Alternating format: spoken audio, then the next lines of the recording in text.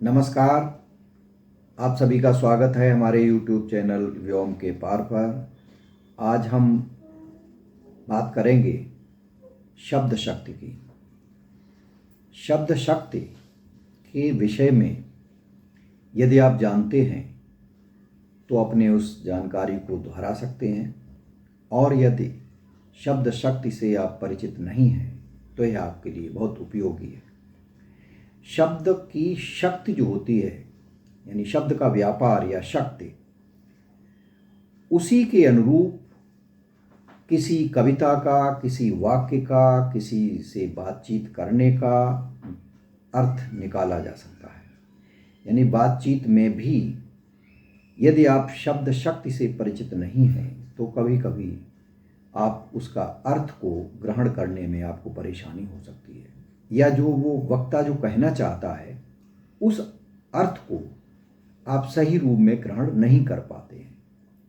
और विशेष रूप से जो छात्र हैं, जो प्रतियोगिता की परीक्षाओं में बैठते हैं, या जो शिक्षक हैं, या जो और लेखन कार्य से जुड़े हुए हैं, विशेष रूप से कवि, लेखक, उनके लिए शब्द शक्ति को समझना बहुत आवश्यक है।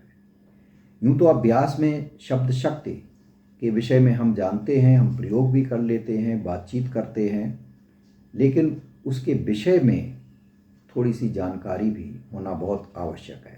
तो आज हम इसी विषय पर बात करना चाहते हैं। यदि आपने YouTube चैनल को सब्सक्राइब नहीं किया है तो एक बार कर लें, क्योंकि YouTube जितने अधिक सब्सक्राइब होते हैं उतने अधिक पाठकों तक इसे भेजता है। तो हमारा जो विस्तार है उसमें वृद्धि होती है, वहाँ दूर दूर तक पहुँचता है और लोगों को, अधिक से अधिक लोगों को लाभ होता है। तो शब्द की शक्ति जो होती है वह 3 प्रकार की होती है। अभिधा शब्द शक्ति, लक्षणा शब्द शक्ति और व्यंजना शब्द शक्ति। यानी किसी शब्द के जब वह वाक्य में प्रयोग होता है तो उसको 3 तरह से उसके अर्थ को ग्रहण किया जाता है, अभिधा के रूप में, लक्षणा के रूप में और व्यंजना के रूप में। तो आज हम बात करेंगे अभिधा और लक्षणा की, क्योंकि तीनों को एक साथ अगर हम चर्चा करते हैं तो वीडियो बड़ा हो जाएगा, और इसलिए हम इसको 2 भागों में बांट करके करेंगे। तो सबसे पहले शब्द की अभिधा शक्ति, यानी अभिधा शक्ति है क्या? शब्द का सीधा सीधा अर्थ निकाल लेना, यही अभिधा है। आचार्य मम्मट ने कहा है कि किसी शब्द का गुण, जाति, द्रव्य और क्रियावाचक, ये 4 तरह से उसका अर्थबोध होता है, और इस चारों तरह से अर्थ का बोध कराने वाले जो व्यापार है, यानी शक्ति, यानी इसकी जो शक्ति है उसको अभिधा शब्द शक्ति कहते हैं। इससे जिस अर्थ का बोध होता है उसे अभिधेयार्थ कहते हैं। अभिधा का अर्थ, अभिधेयार्थ उसे कहा जाता है। अब यहाँ समझने की चीज़ ये है, कई बार हम इसकी परिभाषा तो रट लेते हैं लेकिन हमें बहुत सारा स्पष्ट नहीं होता है। तो आज हम 2-3 उदाहरण दे करके ही इसे स्पष्ट करेंगे कि अभिधा को जो सीधा अर्थ लिया जाता है वो किस तरह से लिया जाता है। अब देखिए कि प्रयोग सभी करते हैं। अब एक शब्द है गधा। अब गधा का जो पशुवत अर्थ है, पशु के रूप में उसका अर्थ है, वह अभिधा शब्द शक्ति से है। जैसे अगर ये कहते हैं कि वह गधा है, तो यहाँ वह गधा का मतलब है कि वह एक पशु है, यानी पशु खड़ा होगा, गधा खड़ा होगा, तभी उसको जब कहेंगे कि वह गधा है। अगर वाक्य में जो गधा आया है वह अगर कोई बच्चा है, कोई व्यक्ति है और वह समझने में, पढ़ने में, लिखने में अगर वो कमज़ोर है तो यहाँ पर अभिधा शब्द शक्ति नहीं होगी।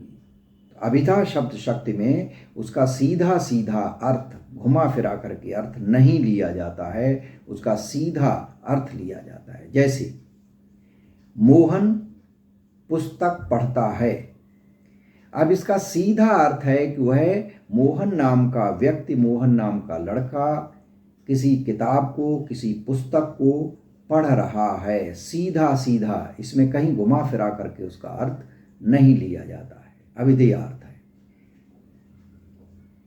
विभीषण रावण का भाई था, अब इसमें विभीषण एक व्यक्ति विशेष है।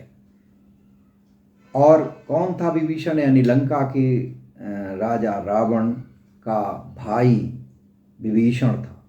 इसका और किसी तरह से घुमा फिरा करके अर्थ नहीं लिया जाता है, वहाँ पर अभिधा शब्द शक्ति होती है। यानी जहाँ सीधा सीधा अर्थ आपको ग्रहण करना होता है वहाँ पर शब्द की शक्ति अभिधा काम करती है। यानी उस आपने जो अर्थ ग्रहण किया है वह अभिधा से अर्थ ग्रहण किया है। तो ये रही शब्द की अभिधा शब्द शक्ति। गद्य में अभिधा का प्रयोग होता है, लेकिन कविता में अभिधा शब्द शक्ति का बहुत कम प्रयोग होता है। ऐसा नहीं कि प्रयोग नहीं होता है, लेकिन काव्य की जो भाषा है, काव्य की जो शैली है, उसमें जो हम अर्थ ग्रहण करते हैं या जो कविता लिखता है उसका भी उद्देश्य होता है कि वह अभिधा का कम से कम प्रयोग करे। तो अभिधा जो है वो काव्य में कम से कम प्रयोग होती है। अब दूसरी शब्द शक्ति पर हम आते हैं, और दूसरी शब्द शक्ति है लक्षणा।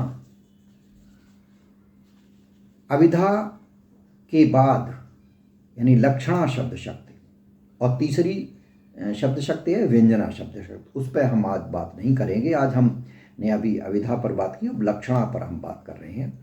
तो इसमें मुख्य अर्थ की जगह, यानी किसी शब्द के मुख्य अर्थ की जगह उसका लक्ष्यार्थ ग्रहण किया जाता है, वहाँ पर लक्षणा शब्द शक्ति होती है। यानी सीधा सीधा अर्थ ग्रहण नहीं किया जाता है, उसका लक्ष्य ग्रहण किया जाता है। यानी वक्ता जो है, कहने वाला या लिखने वाला कुछ ऐसा शब्द लिखता है तो शब्द का सीधा अर्थ कुछ होता है, लेकिन उसका उद्देश्य कुछ और कहना होता है।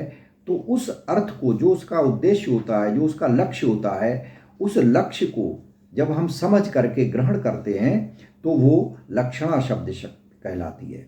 और अगर कवि ने लक्ष्यार्थ करके कोई बात लिखी है और उसका आप अभिधा में ग्रहण करने की कोशिश करते हैं तो वह आप वहाँ तक नहीं पहुँच पाएंगे। जो कवि कह रहा है, जो लेखक कह रहा है, वो उस बात को आप नहीं समझ पाएंगे। इसलिए उसके अर्थ को ग्रहण करने के लिए आपको लक्षणा शब्द शक्ति का सहारा लेना पड़ेगा, यानी लक्ष्यार्थ को ही ग्रहण करना पड़ेगा। एक दो उदाहरण समझ लें। वह चौकन्ना हो गया है, यानी किसी बात को सुन करके या किसी से कह दिया जाए भाई उस समाचार को सुन करके वह चौकन्ना हो गया है। अब चौकन्ना का अर्थ लिखिए। यह चौकन्ना का शाब्दिक अर्थ है चार कानों वाला। तो अगर आप अभिधा से अर्थ ग्रहण करेंगे, फिर अभिधा और लक्षणा को यहाँ देख लीजिए तो और स्पष्ट हो जाएगा। अगर चौकन्ना का अर्थ है चार कानों वाला, और अगर आप अभिधा से इसका अर्थ ग्रहण करेंगे तो इसका सीधा मतलब होगा कि वह चार कानों वाला हो गया है, यानी उसके चार कान हो गए हैं। और अगर ये अभिधा से आप ग्रहण करेंगे तो ये एक स्थिति हास्यास्पद होगी। चार कान तो नहीं हो सकते किसी व्यक्ति के। तो यहाँ पर आपको उसके लक्ष्यार्थ लेना पड़ेगा कि लक्ष्यार्थ क्या है चौकन्ना का, यानी चार कान वाला हो जाना, चार कान हो गए उसके। यानी वह अधिक सतर्क हो गया है, वह छोटी छोटी बातों को अधिक सुनने लगा है, यानी इधर उधर की बातों पर उसका बहुत ध्यान है, सारे गतिविधियों पर वह ध्यान रखता है, तो बहुत ही सावधान हो गया है, ये उसका लक्ष्यार्थ है और यही उसका अर्थ लिया जाएगा। एक और उदाहरण है कि कई बार कक्षाओं में पढ़ाते समय अगर कोई बच्चा समझ नहीं पाता या शरारत करता है या काम करके नहीं लाता, तो कई बार शिक्षक कह देते कि तुम तो गधे हो, या किसी और व्यक्ति को कह दिया जाए तो वह गधा है।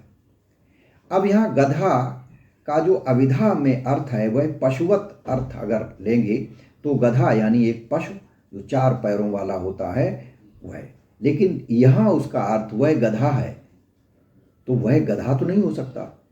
तो उसका जो लक्ष्यार्थ है वह आप लेंगे कि गधे का जो एक तरह की उसके बारे में रूढ़ हो गया है कि वह थोड़ा सा संवेदनशील कम होता है। उसको कितना भी सड़क पे कई बार गधा आ जाता है, खड़ा होता है, तो कितना आप हॉर्न बजाते रहें वो वहाँ से नहीं हटता, यानी उसे कोई चिंता नहीं होती। तो इस प्रकार से उसका जो ये गुण है, यह गुण जब किसी व्यक्ति में आ जाता है, किसी बच्चे में आ जाता है या किसी में भी आ जाता है कि जो कि 1-2 बार कहने समझ में नहीं आता, उसको समझाओ तो समझ नहीं पाता, वह संवेदना उसकी उतनी नहीं है जितनी कि उससे अपेक्षा की जाती है, तो उससे उसके ऊपर वह गुण आरोपित करके उसके लक्ष्यार्थ को ग्रहण किया जाता है कि वह गधा है, यानी गधे के समान वह कम समझता है, मूर्ख है एक प्रकार से, तो ये उसका लक्ष्यार्थ लिया जाएगा। इसी तरह से जो पिछले हमने अविधा में अभी कहा था कि विभीषण रावण का भाई था, अब यहाँ विभीषण किस लिए प्रसिद्ध है? विभीषण इसलिए भी प्रसिद्ध है कि उसने अपने भाई के भेद को, अपने देश के भेद को रावण के शत्रु को बताया था। तो इसमें विभीषण का जो वो गुण है कि घर का भेद उसने बाहर के व्यक्ति को दिया, तो वह इस पर मुहावरे भी बहुत सारे बने हैं, लोकोक्तियाँ, कहावतें भी हैं। घर का भेदी लंका ढाए, वो विभीषण पर ही कहा जाता है। तो विभीषण पर एक अगर ये कहा जाए विभीषणों की कमी नहीं है, तो यहाँ विभीषण वो लंका का राजा रावण व्यक्ति विशेष नहीं है, बल्कि उसके जो गुण हैं, उसका जो चरित्र है, उसने जैसा कार्य किया उसके लिए वह रूढ़ हो गया, उसके लिए वह उसकी चर्चा हो गई, पूरी दुनिया भर में जाना जाता है, पूरे इतिहास में प्रसिद्ध हो गया कि वह अपने घर का भेद उसने दूसरे को दिया। तो ऐसा अगर कोई करता है तो उसको कह दिया जाता है कि विभीषणों की कमी नहीं है, या तुम तो पूरे विभीषण हो। तो ये जो विभीषण है वहाँ उसका अविधा में अर्थ नहीं लिया गया है, वहाँ अर्थ लिया गया है लक्षणा में अर्थ लिया गया, यानी लक्ष्यार्थ को ग्रहण किया गया है। तो इसलिए यहाँ पर लक्षणा शब्द शक्ति है। जहाँ इस तरह का वर्णन किसी कविता में, किसी लेख में, किसी कहानी में या बातचीत में आता है, तो वहाँ हम लक्ष्यार्थ को ही ग्रहण करते हैं और वक्ता भी वहाँ लक्षणा शब्द शक्ति का ही प्रयोग कर रहा होता है। तो ये इस तरह की चीज़ें हैं, वो शब्द शक्ति यानी लक्षणा शब्द शक्ति के अंतर्गत आती हैं। एक उदाहरण और देखें, कई बार कहते हैं कि किसी से कह देते हैं अगर उसका भाई बहुत ही साहसी है, पराक्रमी है, काफ़ी तेज है, तो उससे कहते हैं कि बहादुर है, तो उससे कह देते हैं कि भाई उसका भाई शेर है। अब इसका अगर अविधा में अर्थ ग्रहण करेंगे, जो अगर कोई शब्द शक्ति से परिचित नहीं है, तो शेर तो पशु है, हिंसक पशु है, शक्तिशाली है, तो वो शेर तो नहीं हो सकता। लेकिन और कहने वाला का भी उद्देश्य ये नहीं है कि उसका भाई शेर है यानी एक जानवर है, ऐसा नहीं है। वह कुछ और कहना चाहता है, वह उसकी प्रशंसा करना चाहता है, उसकी वीरता को दिखाना चाहता है, उसकी बहादुरी को दिखाना चाहता है, उसकी शक्ति को दिखाना चाहता है। वह किसी से न डरने वाले एक चरित्र के रूप में उसको प्रस्तुत करना चाहता है, और इसलिए वो कहता है कि उसका भाई तो शेर है। तो यहाँ शेर का जो अर्थ है, शेर का जो अभिप्राय है, शेर का जो लक्ष्य है, वो लक्ष्य को ग्रहण किया जाएगा, उसके लक्ष्यार्थ को ग्रहण किया जाएगा, अविधेयार्थ को ग्रहण नहीं किया जाएगा। तो ये अविधा शब्द शक्ति और लक्षणा शब्द शक्ति में यह अंतर है। जिस प्रकार से अभिधा में बात कही जा रही है तो उसको समझ करके उसके अविधेयार्थ को ही ग्रहण करना होगा। और अगर लक्षणा शब्द शक्ति का वहाँ पर प्रयोग किया गया है किसी कविता में या किसी बातचीत में, तो उसके अर्थ को ग्रहण करने के लिए हमें लक्षणा शब्द शक्ति का सहारा लेना पड़ेगा और लक्ष्यार्थ को ही ग्रहण करना पड़ेगा। तो ये आज की बात हम यहाँ पर रोकते हैं, विराम देते हैं कि अभिधा और लक्षणा की आज हमने बात की, और हम अगले वीडियो में व्यंजना शब्द शक्ति की बात करेंगे। तो आज के लिए बस इतना ही। आगे किसी दूसरे वीडियो में हम बात करेंगे, और अगर चैनल को सब्सक्राइब नहीं किया है तो उसे अवश्य कर लें। नमस्कार।